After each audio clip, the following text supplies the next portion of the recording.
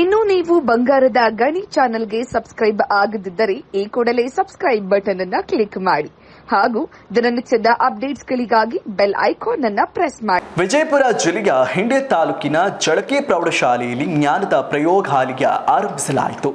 ಈ ಸಮಾರಂಭದಲ್ಲಿ ಊರಿನ ಗಣ್ಯ ವ್ಯಕ್ತಿಗಳು ಹಾಗೂ ಶಿಕ್ಷಣ ಪ್ರೇಮಿಗಳು ಈ ಕಾರ್ಯಕ್ರಮದಲ್ಲಿ ಭಾಗವಹಿಸಿದರು.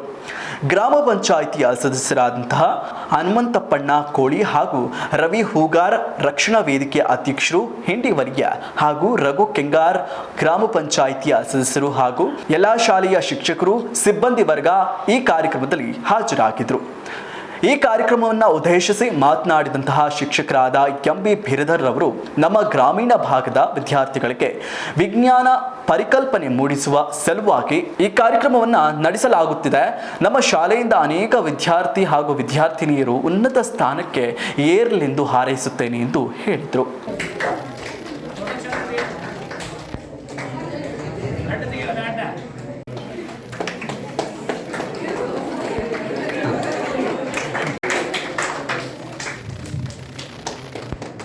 ಮಾಲಾರ್ಪಣೆ ಮಾಡೋದಕ್ಕೆ ಕೇಳಿಕೊಳ್ಳುತ್ತೇನೆ.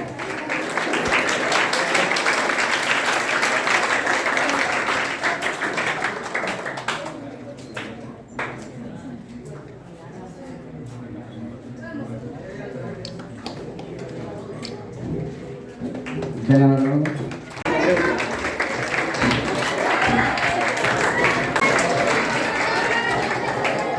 ಸತ್ಯಪ್ಪ ಗೌಡಿ ಅವರು ಮಾಲಾರ್ಪಣೆ ಮಾಡೋದಕ್ಕೆ ಕೇಳಿಕೊಳ್ಳುತ್ತೇನೆ.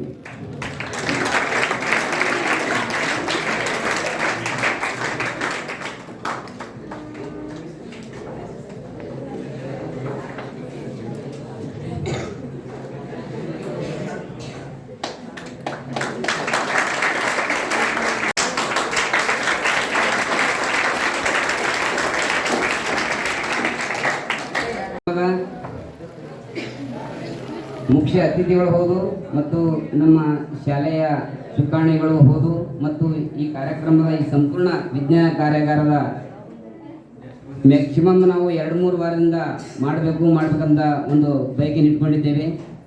ಅದರ ಸಂಪೂರ್ಣ ಜವಾಬ್ದಾರಿ ಹೊತ್ತಿದ ಮತ್ತು ನಮ್ಮ ಶಾಲೆಯ ನೆಚ್ಚಿನ ಮುಖ್ಯಗುರುಗಳಾದ ಶ್ರೀ ಎಸ್.ಬಿ. ನಾಗಣೆ ಗುರುಗಳನ್ನು ಈ ಒಂದು ಕಾರ್ಯಕ್ರಮಕ್ಕೆ ಸ್ವಾಗತಿಸುತ್ತಾ ಅವರಿಗೆ ನಮ್ಮ PS ನಂದಿನಿ ಗುರುಗಳು ಮಾಲಾರ್ಪಣೆ ಮಾಡುವಂತೆ ಕೇಳಿಕೊಳ್ತಾರೆ.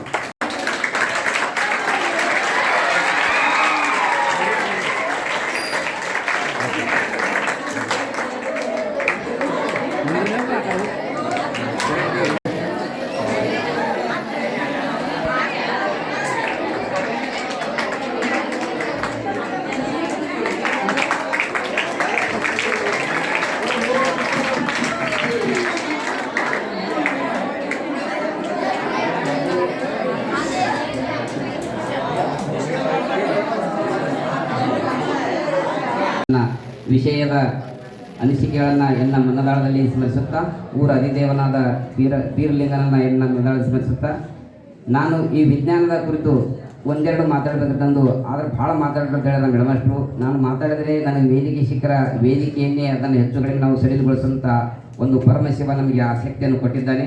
ಆದರೂ ಸಹಿತ ಅವರು ಎರಡೇ ಮಾತಾಡ್ತೀನಿ, ಹೆಚ್ಚು ಮಾತಾಡೋಲ್ಲ, ಎರಡೇ ಮಾತಾಡೋದು. ಬಟ್ ನನಗೆ ಎರಡೇ ಮಾತಾಡೋದು ಒಂದು ಸ್ವಲ್ಪ ಕಷ್ಟ ಅಷ್ಟೇ.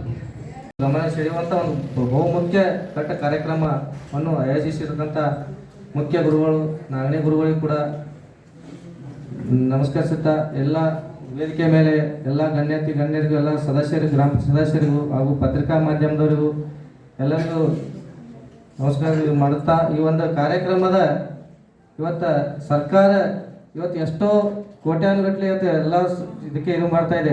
ಅದನ್ನು ಸದುಪಯೋಗ ಪಡಿಸ್ತಕ್ಕಂಥ ನಮ್ಮ ಗುರುಗಳ ಒಂದು ಕಾಳಜಿ ಏನಿದೆ ಅದನ್ನು ಉಪಯೋಗ ಮಾಡಿ ವಿದ್ಯಾರ್ಥಿಗಳಿಗೆ ಮನೆ ಮುಟ್ಟುವಂಗ ಇವತ್ತಿನ ದಿನ ಅದು ವಿಜ್ಞಾನದ ಕುರಿತು ಎಲ್ಲ ವಿಜ್ಞಾನ ಗುರುಗಳು ಮತ್ತು ಎಲ್ಲ ಶಿಕ್ಷಕರಿಂದ ಏನು ಒಂದು ಕಾರ್ಯಕ್ರಮ ಹಮ್ಮಿಕೊಂಡು ವಿದ್ಯಾರ್ಥಿಗಳಿಗೆ ಒಂದು ಹೆಚ್ಚಿನ ಒಂದು ಜ್ಞಾನದ ಒಂದು ಅವಕಾಶವನ್ನು ಎಲ್ಲರಿಗೂ ಸದುಪಯೋಗ ಆಗಲಿ ಅಂತೇಳಿ ಈ ಕಾರ್ಯಕ್ರಮ ಏನು ಹಮ್ಮಿಕೊಂಡಿದ್ದಾರೆ.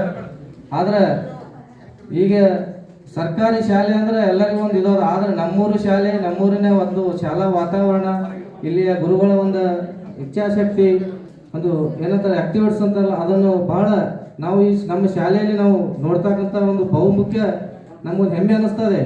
ಯಾಕಂದ್ರೆ ಸರ್ಕಾರಿ ಶಾಲೆ ಯಾವ ಒಂದು ಖಾಸಗಿ ಶಾಲೆಗೆ ಕಮ್ಮಿ ಇಲ್ಲದಕ್ಕಂಥ ಸೈನ್ಸ್ ಶಿಕ್ಷಕರು ಇದ್ದರು. ಈಗ ಇಬ್ಬರು ತೊಗೊಂಡಿದ್ದಾರೆ. ಒಬ್ಬರು ಅಂಕಲಿಗಿಂತ ಇನ್ನೊಬ್ಬರು ಹಳೆ ನಮ್ಮಲ್ಲಿ ಇಲ್ಲಿ ಕಲಿಸಿ ಹೋಗ್ಯಾವ 10 ವರ್ಷಗಟ್ಟಲೆ RC ತಳವಾರ್ ಸರ್ ನೀವ್ರಿಗೆ ಮತ್ತೆ ಮರಳಿ ಗೂಡಿಗೆ ಬರ್ಲಕತ್ತಾರೆ ಬರ್ತಾರೆ ಇಂಡಸ್ಟ್ರಿಯೊಳಗೆ ಕುಪ್ಸ ಸರ್ ಹೋಗ್ಯಾರ ಆಟಿಗೆ ಮತ್ತೊಬ್ಬರು ಹಲಸಂಗಿ ಅವ್ರು ಮತ್ತೆ ತೊಗೊಂಡಿದ್ದಾರೆ ಆ ಪ್ಲೇಸ್ ಒಂದು ಖಾಲಿ ಆಗಿಟ್ಟಿಗೆ ಒಂದು ಮತ್ತೊಬ್ಬರು ತೊಗೊಂಡಿದ್ದಾರೆ.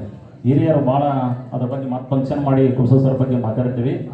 ಈ ಸೈನ್ಸ್ ಬಗ್ಗೆ ತಾವೆಲ್ಲ ಇದರ ಸದುಪಯೋಗ ತೊಗೊಂಡು ತಾವೆಲ್ಲರೂ ಮುಂದಿನ ಜೀವನದಲ್ಲಿ ಒಂದು ಸ್ವಲ್ಪ ಅದರ ಬಗ್ಗೆ ತಿಳ್ಕೊಂಡು ಸೈನ್ಸ್ ಮಾಡಿದ್ರೆ ಇವತ್ತು ಏನಾದರೂ ಸಾಧನೆ ಮಾಡ್ಲಿಕ್ಕೆ ಇದೆ. ಆ ಸೈನ್ಸ್ ಮಾಡಬೇಕಂದ್ರೂ ನಮ್ಮಲ್ಲಿ ಫಿಸಿಕಲ್ ಫಿಟ್ಟು ಬೇಕೇ, ಅದ್ರ ಬಗ್ಗೆ ಬೇಕೇ. ಇಲ್ಲಿ ಬಂದು ನಿಂದಿರಬೇಕಾದ್ರೂ ಫಿಸಿಕಲ್ ಫಿಟ್ ಬೇಕು, ಅಂದಾಗೆ ಎಲ್ಲನೂ ಮಾಡೋಕ್ಕಾಗ್ತದೆ. ಅದರ ಸದುಪಯೋಗ ಎಲ್ಲವನ್ನು ತೆಗೆದುಕೊಳ್ಳದೆ ಅಂತ ಹೇಳುತ್ತಾ ಒಂದೆರಡು ಮಾತನಾಡೋದು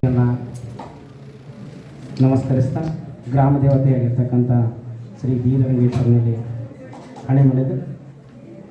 ಇವತ್ತು ನಮ್ಮ ಶಾಲೆಯಲ್ಲಿ ಈ ವಿಜ್ಞಾನ ಪ್ರಾತ್ಯಕ್ಷಿಕೆ ಕಾರ್ಯಕ್ರಮದ ಅಧ್ಯಕ್ಷರಾಗಿ ನಮ್ಮ ನೆಚ್ಚಿನ ನಮ್ಮ ಶಾಲೆಯ ದೈಹಿಕ ಶಿಕ್ಷಕರಾಗಿರ್ತಕ್ಕಂಥ MB ವೀರರಾವ್ ಸರ್ ಅವರೇ, ಅದೇ ರೀತಿಯಾಗಿ ಯುವಕರ ನಾಯಕರಾಗಿರ್ತಕ್ಕಂಥ ಗ್ರಾಮ ಘಟಕದ ಕರವೆಯ ಅಧ್ಯಕ್ಷರಾಗಿಯೂ ಗ್ರಾಮ ಪಂಚಾಯತಿಯಲ್ಲಿ ಸಕ್ರಿಯ ಒಬ್ಬ ಹೋರಾಟಗಾರರಾಗಿ ಗ್ರಾಮ ಪಂಚಾಯತಿಯಿಂದ ಶಿಕ್ಷಣಕ್ಕೆ ಏನೆಲ್ಲ ಸಿಗಬೇಕು ಅದನ್ನು ಕೊಡಮಾಡುವ ನಿಟ್ಟಿನಲ್ಲಿ ಸಾಕಷ್ಟು ಪ್ರಯತ್ನ ಮಾಡ್ತಿರ್ತಕ್ಕಂಥ ನಮ್ಮ ರವಿ ಹುಗಾರ್ ಸರ್ ಅವರೇ, ಯಾವುದೇ ಕಾರ್ಯಕ್ರಮ ಇದ್ದರೂ ನಮ್ಮ ಶಾಲೆಗೆ ಆಗಮಿಸಿ ಅದನ್ನು ಸಾಮೂಹಿಕವಾಗಿ ಇಲ್ಲಿ ನಡೆದಿರ್ತಕ್ಕಂಥ ಘಟನೆಯನ್ನು ಸಾರ್ವಜನಿಕವಾಗಿ ಹೇಳ್ತಕ್ಕಂಥ ಒಂದು ರಂಗ ಪತ್ರಿಕಾ ರಂಗ, ಆ ರಂಗದ ಪರವಾಗಿ ಆಗಮಿಸಿರ್ತಕ್ಕಂಥ ನನ್ನ ಸನ್ಮಿತ್ರರಾಗಿರ್ತಕ್ಕಂಥ ಸಿದ್ದಯ್ಯ ಸ್ವಾಮಿಯವರೇ, ಅದೇ ರೀತಿ ನಮ್ಮ ಶಾಲೆಯ ಯಾವುದೇ ಕೆಲಸಗಳಿದ್ದರೂ ತಮ್ಮ ಕೆಲಸವನ್ನು ಬದಿಗಿಟ್ಟು ಶಾಲೆಯ ವೀರರಾವ್ ಸರ್ ಅವರು ಸೈನ್ಸ್ ಸರ್ ಅವರಿಗೆ ಏನು ಅಂದೇ ಬಿಡ್ತಿದ್ದೀವಿ. ಯಾವುದೋ ಕಾರಣಾಂತರದಿಂದ ಆಗ್ತಾ ಇರಲಿಲ್ಲ. ಇವತ್ತು ಸುನೀಲ್ ಶಾ ಅವರವರು, ಅವಧಿ ಮೇಡಮ್ ಅವರು, ಕಾತ್ರಾನ್ ಮೇಡಮ್ ಅವರು ಹಾಗೂ ಈಗ ಅತಿಥಿ ಶಿಕ್ಷಕರಾಗಿ ನಮ್ಮಲ್ಲಿ ಬಂದಿರತಕ್ಕಂಥ ಉತ್ಸಾಹಿ ಶಿಕ್ಷಕರಾಗಿರ್ತಕ್ಕಂಥ ಬೋಸ್ಗಿ ಸರ್ ಅವರ ಒಂದು ಯೋಜನೆಯಲ್ಲಿ ಹೊರಟು ಬಿಡ್ತು.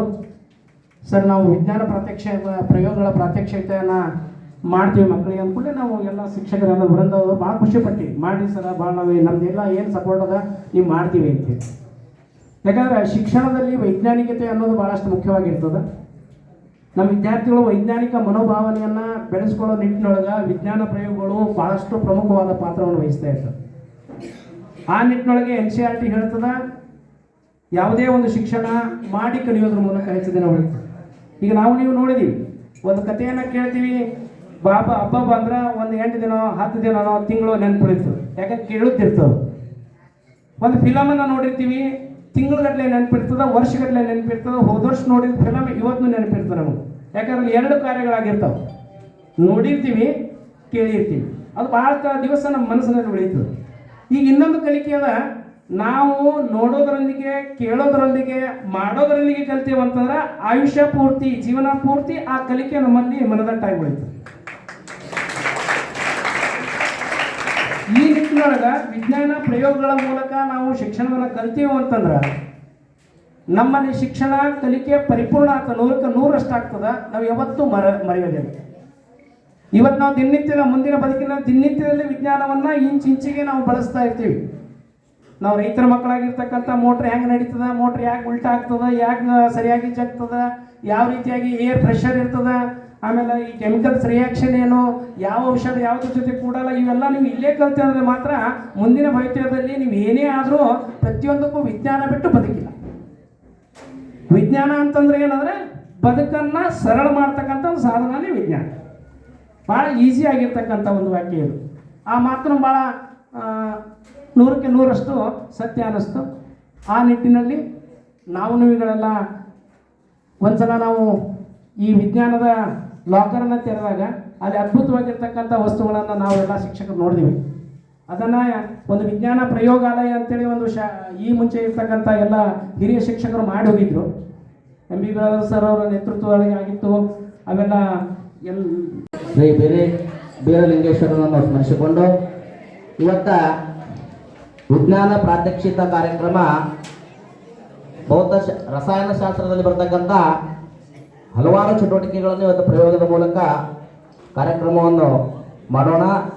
ಈಗ ಈ ಪ್ರಾತ್ಯಕ್ಷಿಕ ಕಾರ್ಯಕ್ರಮದ ಉದ್ಘಾಟನೆಯನ್ನು ನೆರವೇರಿಸಿಕೊಟ್ಟಂಥ ಈ ಜಳಕಿ ಗ್ರಾಮದ ಗಣ್ಯ ವ್ಯಕ್ತಿಗಳಿಗೂ ನನ್ನ ಪರವಾಗಿ ಮತ್ತು ವಿದ್ಯಾರ್ಥಿಗಳ ಪರವಾಗಿ, ಆಮ್ಯಾಗ ಇಲ್ಲಿ ನಮ್ಮ ಶಾಲೆಯ ಶಿಕ್ಷಕ ವರ್ಗದ ಪರವಾಗಿ ವಂದನೆಗಳನ್ನು ಸಲ್ಲಿಸ್ತೀನಿ. ಆಮ್ಯಾಗ ಇಲ್ಲಿ ಪ್ರಯೋಗ ಮಾಡೋ ಒಂದು ವಿದ್ಯಾರ್ಥಿಗಳು ಒಂದು ಸ್ವಲ್ಪ ಶಾಂತತೆ ಕೊಟ್ಟು ಲಕ್ಷ್ಯ ಚಿತ್ತದಿಂದ ನೋಡಬೇಕು. ಯಾಕಂದ್ರೆ